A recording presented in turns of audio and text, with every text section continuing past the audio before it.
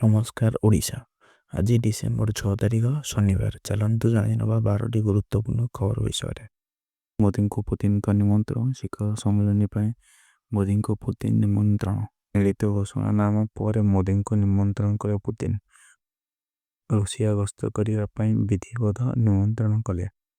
ସୂଚନା ଥାଉ କି 2 ଦିନିଆ ଭାରତ ଗସ୍ତରେ ଆସି ପୁତିନ 23ତମ ଶିଖର ସମ୍ମିଳନୀ ପରେ ପୁତିନ କହିଛନ୍ତି ଜାତୀୟ ମୁଦ୍ରାରେ ନେଣଦେଣ ପାଇଁ ଧନ୍ୟବାଦ ଜଣାଇଲେ ରାଷ୍ଟ୍ରପତି ପୁତିନ। ଭାରତୀୟ ଅର୍ଥନୀତି ପାଇଁ ନିରବଚ୍ଛିନ୍ନ ଇନ୍ଧନ ଯୋଗାଣ ଜାରି ରଖିବୁ। ଜାତୀୟ ମୁଦ୍ରାରେ ନେଣଦେଣ କରିବା ଆଡ଼କୁ ଯାଉଛି ଉଭୟ ଦେଶ। ବାଣିଜ୍ୟିକ ନେଣଦେଣ ବର୍ତ୍ତମାନ ପ୍ରାୟ 96% ହୋଇସାରିଛି। ଗତ ବର୍ଷ ଦ୍ୱିପାକ୍ଷିକ ବାଣିଜ୍ୟ ପରିମାଣ 12% ବୃଦ୍ଧି ପାଇ ନୂଆ ରେକର୍ଡ ରଖିଛି। ଆହୁରି କହିଛନ୍ତି 2030 ଯାଏଁ ରୋଡମ୍ୟାପ୍ ପ୍ରସ୍ତୁତ କରିଛୁ। ଦୁଇ ଦେଶ ମଧ୍ୟରେ ଆର୍ଥିକ ସହଯୋଗ ବଢ଼ିବ।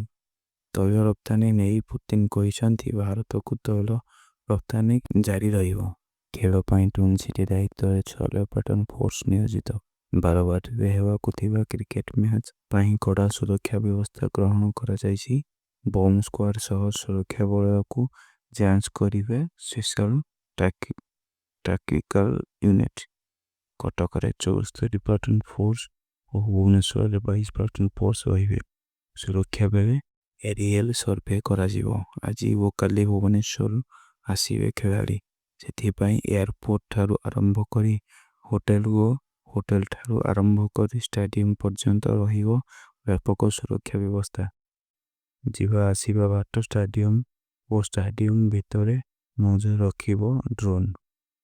ଏହି କ୍ୟାମେରା ଗୁଡ଼ିକ କଣ୍ଟ୍ରୋଲ ରୁମ୍ ସହିତ ସଂଯୋଗ କରାଯିବ। ସେଠାରେ ନିୟନ୍ତ୍ରଣ କରାଯିବ। ପୁଲିସ ସହିତ ମେଡିକାଲ ଟିମ୍ ଓ ଅଗ୍ନିଶମ ଟିମ୍ ନିୟୋଜିତ ହେବେ। ବକ୍ସିବଜାର ଅଗ୍ନିଶମ କେନ୍ଦ୍ର ପକ୍ଷରୁ ଏକ 6 ଜଣିଆ ଟିମ୍ ନିୟୋଜିତ ହେବେ। ଏଥିରେ ଗୋଟିଏ ଅଗ୍ନିଶମ ଗାଡ଼ି ରହିବ। ହଜାର ହଜାର କ୍ରୀଡ଼ାପ୍ରେମୀ ଏକାଠି ହେବାକୁ ଥିବା ବେଳେ କୌଣସି ଅଘଟଣ ଏଡ଼ାଇବାକୁ ଉଭୟ ଅଗ୍ନିଶମ ଓ ଡାକ୍ତର ଟିମ୍ ସଜାଗ ନେଇ ସୂଚନା ଦେଇଛନ୍ତି ପୋଲିସ କମିଶନର। ପ୍ରଥମରୁ ଦ୍ୱାଦଶ ଶ୍ରେଣୀ ପର୍ଯ୍ୟନ୍ତ ବହୁଦଳୀୟ ପାଠ୍ୟକ୍ରମ NCERT ଢାଞ୍ଚାରେ ହେବ ପାଠପଢ଼ା।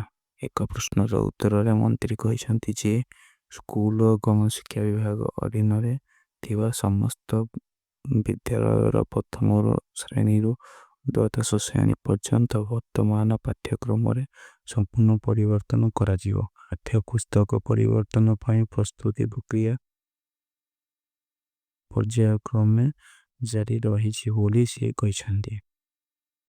ଚାଦ ନାବାଳକ ପକ୍ଷୀ ଶିକାରୀ ଗିରଫ। 2 ମୃତ ବିଦେଶୀ ପକ୍ଷୀ ଜବତ। ପକ୍ଷୀ ଶିକାର ବେଳେ ବ୍ରହ୍ମଗିରି ନବବିଭାଗ ଚଢ଼ାଉ କରି 4 ଜଣ ନାବାଳକଙ୍କୁ ଧରି ଶହ 2ଟି ମୃତ ବିଦେଶୀ ପକ୍ଷୀ ଜବତ କରିଛି। ବ୍ରହ୍ମଗିରି ବନ ବିଭାଗ ବିଶ୍ୱସ୍ତ ସୂତ୍ରରୁ ଖବର ପାଇ ରାତି ଅଧରୁ ବ୍ରହ୍ମଗିରି ରେଞ୍ଜ ଅଞ୍ଚଳରେ ବିଭିନ୍ନ ସ୍ଥାନରେ ଛକି ରହିଥିଲା। ଏକଶର ନିକଟରେ 4 ନାବାଳକ ପକ୍ଷୀ ଶିକାର କରି ନେଉଥିବା ବେଳେ ପୂର୍ବରୁ ଛକି ରହିଥିବା ବନ ବିଭାଗ ଟିମ୍ ମାଡ଼ି ବସିଥିଲା। ସେମାନଙ୍କ ଠାରୁ 2ଟି ବିଦେଶୀ 2ଟି ନର୍ଦର୍ନ ପିନ୍ଟେଲ୍ ପ୍ରଜାତିର ବିଦେଶୀ ପକ୍ଷୀ ଶବ ଜବତ କରିଥିଲା। 4 ଜଣ ନାବାଳକଙ୍କୁ ବ୍ରହ୍ମଗିରି ରେଞ୍ଜ କାର୍ଯ୍ୟାଳୟକୁ ଆଣି ଚରା କରିଛି। ବନ୍ୟପ୍ରାଣୀ ଆଇନ ଅନୁଯାୟୀ ମାମଲା ରୁଜୁ କରାଯିବା ସହ 4 ଜଣ ନାବାଳକଙ୍କୁ କୋର୍ଟ ଚାଲାଣ କରାଯିବ ବୋଲି ରେଞ୍ଜ ଅଧିକାରୀ ଚନ୍ଦ୍ରଶେଖର ସାହୁ ସୂଚନା ଦେଇଛନ୍ତି। 15 ଦିନ ମଧ୍ୟରେ ଚାଷୀଙ୍କ ଦାବି ପୂରଣ ନ ହେଲେ ଅଧା ନବରଙ୍ଗପୁର ବନ୍ଦ। ନବରଙ୍ଗପୁର ଜିଲ୍ଲା ଝରିଗାଁ ବ୍ଲକ କୃଷକ ମହାସଂଘ ପକ୍ଷରୁ ବିଭିନ୍ନ ଦାବି ନେଇ ଶକ୍ତି ପ୍ରଦର୍ଶନ କରିଛନ୍ତି। ଆଜି ସକାଳୁ ସ୍ଥାନୀୟ ଧନୁଯାତ୍ରା ପଡ଼ିଆରେ ସ୍ଥାନୀୟ ଚାଷୀଙ୍କ ନେତୃତ୍ୱରେ ଝରିଗାଁ ବ୍ଲକର ଶହ ଶହ ଚାଷୀ ଏକତ୍ରିତ ହୋଇଥିଲେ।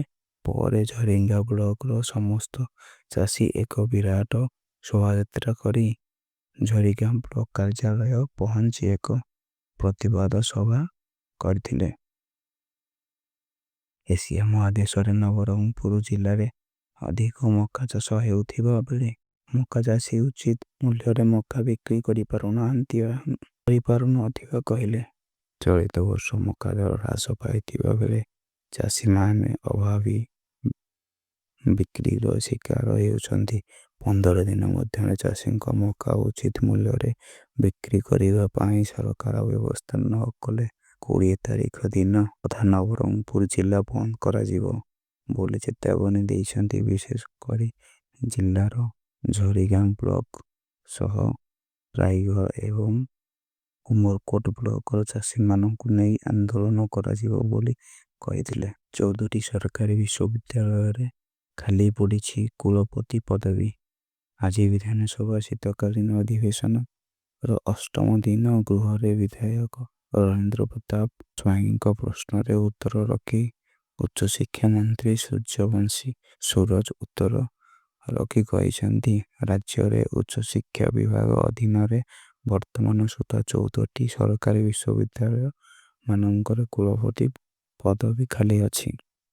13 ଗୋଟି ସରକାରୀ ବିଶ୍ୱବିଦ୍ୟାଳୟର ଚୟନ କମିଟି ଗଠନ କରାଯାଇ ଚୟନ କମିଟି ଦ୍ୱାରା ଦରଖାସ୍ତ ଗୁଡ଼ିକର ଯାଞ୍ଚ ଓ ତର୍ଜମା ପ୍ରକ୍ରିୟା ଜାରି ରହିଛି।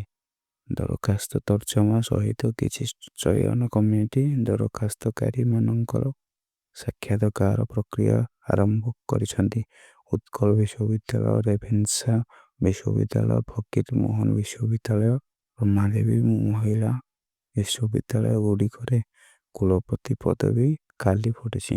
ଉଚ୍ଚଶିକ୍ଷା ବିଭାଗ ଅଧୀନରେ ସମସ୍ତ ବିଦ୍ୟାଳୟର ଖାଲି ଥିବା କୁଳପତି ପଦବୀ ପୂରଣ ନିମନ୍ତେ ଚୟନ ପ୍ରକ୍ରିୟା ଜାରି ରହିଛି ଏବଂ ଖୁବ୍ ଶୀଘ୍ର ଏହି ଚୟନ ପ୍ରକ୍ରିୟା ସମ୍ପନ୍ନ କରି କୁଳପତିମାନଙ୍କୁ ନିଯୁକ୍ତି ପ୍ରଦାନ ପାଇଁ ସରକାର ପଦକ୍ଷେପ ଗ୍ରହଣ କରୁଛନ୍ତି।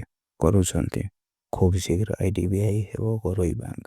ସରକାର IDBI ବ୍ୟାଙ୍କ ଲିମିଟେଡ୍ ଥିବା ଏହା ଅଂଶ ଧନକୁ ବିକ୍ରି କରିବାକୁ ଚାହୁଁଛନ୍ତି। ବ୍ୟାଙ୍କ ସରକାରଙ୍କ $7.1 ବିଲିୟନ ଯାହାକି 60.72% ସହ ସମାନ ଅଂଶଦାନ ରହିଛି। ନିଲାମ ପ୍ରକ୍ରିୟା ଖୁବ୍ ଶୀଘ୍ର ଆରମ୍ଭ ହେବ ବୋଲି ଆଶା କରାଯାଉଛି। ପୂର୍ବରୁ ସମସ୍ୟାରେ ଥିବା ଏହି ବ୍ୟାଙ୍କ ଘରୋଇକରଣ କରିବା ଏବଂ ଏହାର ବେନି ପ୍ରକ୍ରିୟାକୁ ତ୍ୱରାନ୍ୱିତ କରିବା ପାଇଁ ଦୀର୍ଘଦିନ ଧରି ଚାଲି ଆସୁଛି ଉଦ୍ୟମରେ ଏହା ଏକ ଗୁରୁତ୍ୱପୂର୍ଣ୍ଣ ପଦକ୍ଷେପ। ଡାକ୍ତରଖାନାରେ ନାହାନ୍ତି ସ୍ଥାୟୀ ଡାକ୍ତର, ଜଣେ ଫାର୍ମାସିଷ୍ଟ ଆଉ ଜଣେ ଆୟୁଷ ଡାକ୍ତରଙ୍କ ଦ୍ୱାରା ଚାଲିଛି ରୋଗୀ ସେବା। ବିପର୍ଯ୍ୟସ୍ତ ସ୍ୱାସ୍ଥ୍ୟ ସେବା ଡାକ୍ତରଖାନାରେ ନାହାନ୍ତି ସ୍ଥାୟୀ ଡାକ୍ତର, ଜଣେ ଫାର୍ମାସିଷ୍ଟ ଆଉ ଜଣେ ଆୟୁଷ ଡାକ୍ତରଙ୍କ ଦ୍ୱାରା ଚାଲିଛି ଚିକିତ୍ସାଳୟ। ଆମେ କେଉଁ ଉପାନ୍ତ ଅଞ୍ଚଳ କଥା କହୁନାହୁଁ, ଖୋଦ୍ ରାଜଧାନୀ ଉପକଣ୍ଠ ଚନ୍ଦକା ଅଭୟାରଣ୍ୟକୁ ଲାଗିଥିବା ଡାକ୍ତରଖାନାର ନାହାନ୍ତି ସ୍ଥାୟୀ ଡାକ୍ତର। 4ଟି ଗ୍ରାମ ପଞ୍ଚାୟତର 20,000ରୁ ଉର୍ଦ୍ଧ୍ୱ ଲୋକ ଏହି ମେଡିକାଲ ଉପରେ ନିର୍ଭର କରିଥାନ୍ତି। ହେଲେ ଆବଶ୍ୟକ ଡାକ୍ତର ନଥିବାରୁ ଫାର୍ମାସିଷ୍ଟଙ୍କ ଭରସାରେ ଚାଲିଛି ରୋଗୀ ସେବା। ବୈତରଣୀ ନଦୀରେ ନିର୍ମାଣ ହେବ ବ୍ୟାରେଜ କହିଲେ ମୁଖ୍ୟମନ୍ତ୍ରୀ। କେନ୍ଦୁଝର ଜିଲ୍ଲା ତହସିଲ ରାଜନଗର ବୈତରଣୀ ନଦୀ ଭୀମକୁଣ୍ଡ ବ୍ୟାରେଜ ନିର୍ମାଣ ହେବ। ଏ ନେଇ ବଡ଼ ଘୋଷଣା କରିଛନ୍ତି ମୁଖ୍ୟମନ୍ତ୍ରୀ ମୋହନ ଚରଣ ମାଝୀ। ଟଣା ବିଧାୟକ ଅକ୍ଷୟ ଚନ୍ଦ୍ର ନାୟକଙ୍କ ଅଣତାରକା ପ୍ରଶ୍ନ ସଂଖ୍ୟା 1599ର ଲିଖିତ ଉତ୍ତର ବିଧାନସଭାରେ ଉତ୍ତର ରଖିଛନ୍ତି ମୁଖ୍ୟମନ୍ତ୍ରୀ।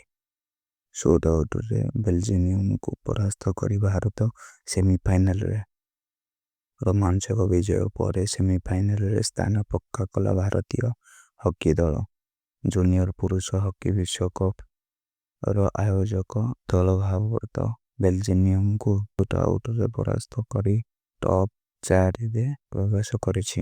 ରବିବାର ଡିସେମ୍ବର 7 ଥର ଚାମ୍ପିୟନ ଜର୍ମାନୀ ବିପକ୍ଷରେ ସେମିଫାଇନାଲ ମୁକାବିଲା କରିବ ଭାରତ ଦଳ।